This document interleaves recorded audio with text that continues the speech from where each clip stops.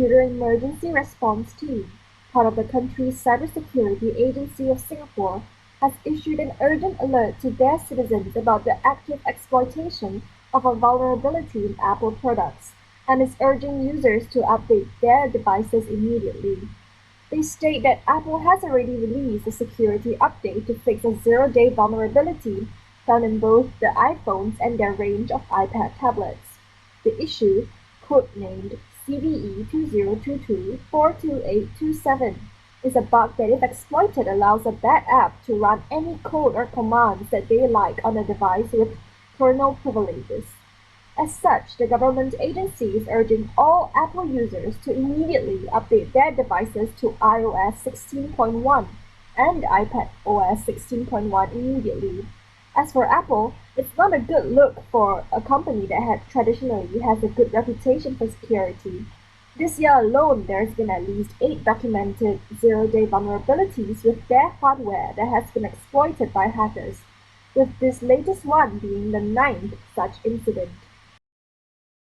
On Wednesday, cybersecurity and threat intelligence firm Mandiant published new findings about a group it calls Dragon Bridge, which it's seen for years promoting pro-Chinese interests in fake grassroots social media campaigns designed to influence politics in Taiwan and Hong Kong.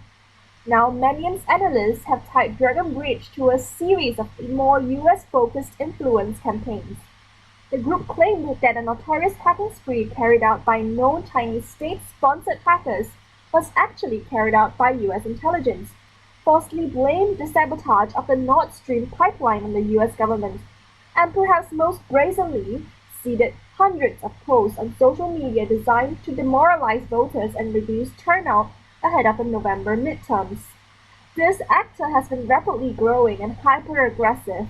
They went from carrying out limited campaigns focused on Hong Kong to a global operation on dozens of platforms.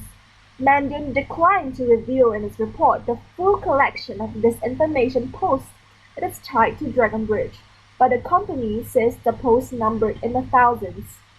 Other simultaneous influence campaigns from the group tied more evidently to Chinese government interests. Pseudonymous Twitter accounts that Mandiant says were controlled by Dragon Bridge posted claims in both English and Mandarin, stating that espionage campaigns carried out by the prolific China-linked hacker group APT41 were really the work of NSA and CIA. The banking, finance services, and insurances industry is the most lucrative sector for hackers and cybercriminals, according to a recent report. Cloud SEK, a cybersecurity platform, recorded 283 incidents in the first 6 months of 2022 in comparison to 469 incidents in 12 months in 2021. Almost 10% of the recorded cyber incidents in the financial year 2021 to 2022 were aimed at this sector, with a major paradigm shift in the most targeted region from North America to Asia, Pacific, and Europe. India has been at the forefront of attacks targeted at the Asian region, whether it was nationalized banks, crypto exchanges, or wallets, NBFCs, or credit card information leaks. It can be attributed to the growing digitalization and online banking systems that were catapulted during the pandemic. Japan and Australia on Saturday signed a new bilateral security agreement covering military, intelligence, and cybersecurity cooperation to counter the deteriorating security outlook driven by China's increasing assertiveness. That is the first such agreement Japan has struck with any other country than the United States.